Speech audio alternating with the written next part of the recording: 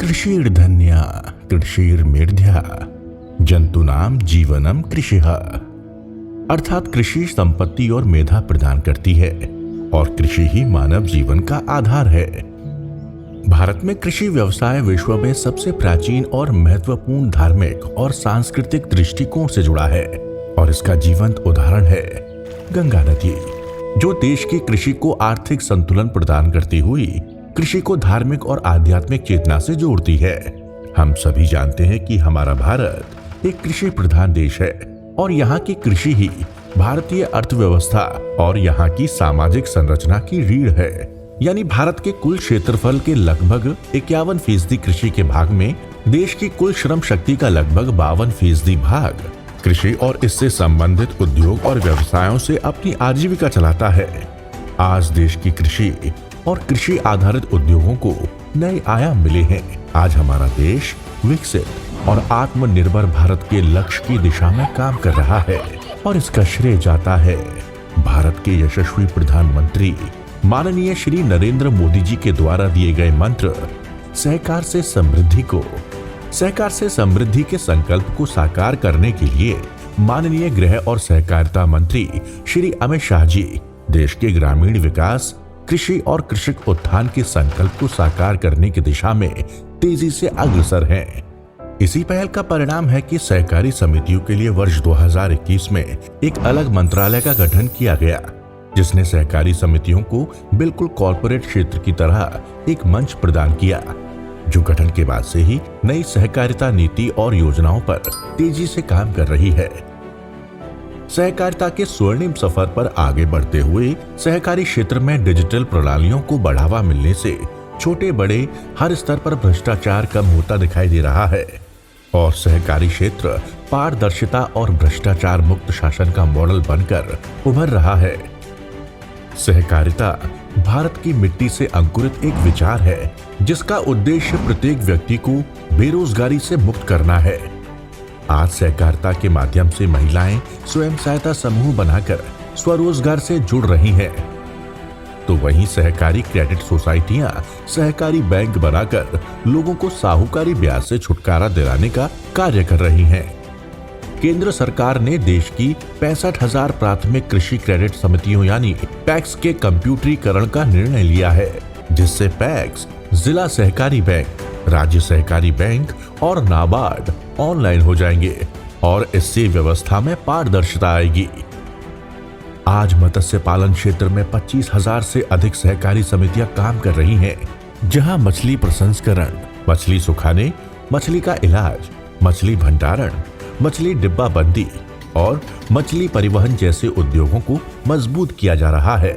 सहकारिता का समर्थन करती पीएम मत्स्य संपदा योजना के माध्यम से जल निकाय के पास रहने वाले ग्रामीणों और किसानों के लिए अतिरिक्त आय के साधन सुनिश्चित हुए हैं। ये सहकारिता का ही चमत्कार है कि देश में बनाए जा रहे एफपीओज यानी फार्मर प्रोड्यूसर ऑर्गेनाइजेशन की मदद से छोटे किसानों को बाजार में बड़ी ताकत मिल रही है। किसानों की आय बढ़ाने के लिए शहद उत्पादन, जैविक खाद्य पदार्थ, सौर पैनल और मृदा परीक्षण में भी सहकारी क्षेत्र तेजी से कार्य कर रहे हैं। आज सहकारिता यानी सहयोग पर आधारित कृषि आधारित व्यवसायों से देश के किसान और पशुपालक इसे दैनिक जीवन में महसूस कर पा रहे हैं। ये सहकारिता का ही सजग प्रयास है कि भारत सरकार भूमि की उपजाऊ क्षमता विकसित करने के लिए पीएम प्रणाम योजना के माध्यम से रसायन मुक्त खेती के लिए लोगों को जागरूक करती हुई वैकल्पिक उर्वरकों के उपयोग को बढ़ावा दे रही है। यही नहीं, उर्वरक की बढ़ती वैश्विक कीमतों का बोझ किसानों पर ना पड़े, इसके लिए पिछले 9 सालों में सिर्फ फर्टिलाइजर सब्सिडी पर ही सरकार ने 10 लाख करोड़ रुपए से ज्यादा खर्च किए हैं।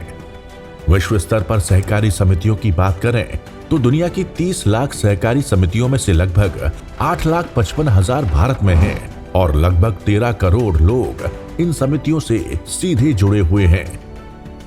वहीं देश के 91% गांव ऐसे हैं जिनमें कोई ना कोई सहकारी समिति मौजूद है और अच्छा काम कर रही है। इसका एक सफल उदाहरण है पूर्णतः सहकारी स्वामित्व वाला विश्व का सबसे बड़ा Indian farmers fertiliser cooperative limited यानी इफ्को संगठन। किसानों के लिए, किसानों द्वारा किसानों तक, मिशन को पूरा करने के लिए इफ्को ने किसानों की सेवा में लगभग 55 वर्ष लगा दिए हैं। आज 35,000 से भी ज्यादा सहकारिताओं के माध्यम से इफ्को की पहुंच भारतवर्ष के लगभग 4.5 करोड़ से अधिक किसानों तक है, जिनकी इफ्को ने सामाजिक और आर्थिक उन्नति में बड़ी और महत्वपूर्ण भूमिका निभाई है। दुनिया के पहले वाणिज्यिक नैनो उर्वरक, नैनो यूरिया और नैनो डीएपी को बाजार में लाकर इफ्को ने आत्मनिर्भर भारत और आत्मनिर्भर कृषि के एक नए युग की शुरुआत की है। नैनो यूरिया और नैनो डीएपी ऐसे आविष्कार जो मिट्टी की उर्वरा शक्ति में सुधार लाते हुए किसानों की कृषि लागत कम करते हैं और मुनाफा बढ़ाते हैं। इफ्को की ये महत्वपूर्ण पहल प्रधानमंत्री नरेंद्र मोदी जी के कृषकों की दोगुनी आय बढ़ाने में एक मील का पत्थर है। भारत सरकार के मार्गदर्शन में राष्ट्रीय स्तर पर गठित हुए भारतीय बीज सहकारी समिति लिमिटेड में इफ्को का सबसे महत्वपूर्ण योगदान है, जहां गुणवत्ता परक बीजों का उत्पादन, प्रसंस्करण, भंडारण, विपणन, ब्रांडिंग, लेबलिंग, वितरण, रिसर्च एंड डेवलपमेंट करवाया जाएगा। विश्व की 300 सबसे बड़ी और भारत की 3 सहकारी समितियों में से इफ्को को भारत ही नहीं, विश्व स्तर पर सबसे बड़ी सहकारी समिति का सम्मान प्राप्त हुआ है। वर्तमान में सरकार और सहकार यानी सहकारिता मिलकर विकसित भारत के सपने को दोगुनी ताकत से साकार करने की कोशिश कर रहे हैं। छोटे से छोटे व्यक्ति को रोजगार देकर विकास की प्रक्रिया से हर घर को समृद्ध बनाना और हर परिवार की समृद्धि से देश को समृद्ध बनाना ही सहकार से समृद्धि का मूल मंत्र है। आज सहकारिता से प्रत्येक क्षेत्र में कार्य कर रहे लोगों की आर्थिक स्थिति मजबूत होती दिखाई दे रही है, जो समृद्ध होते राष्ट्र का प्रतीक है। हर क्षेत्र में आत्मनिर्भर भारत की परिकल्पना को चरितार्थ करते हुए सहकारिता अनवरत आगे बढ़ रही है। आजादी का अमृत महोत्सव मना रहे भारतवर्ष का संकल्प है कि देश की आजादी के 100 वर्ष पूरे होने पर 2047 तक देश सहकारिता के शिखर पर हो। नई सदी का ये है विश्वास, सहकारिता से होगा विकास।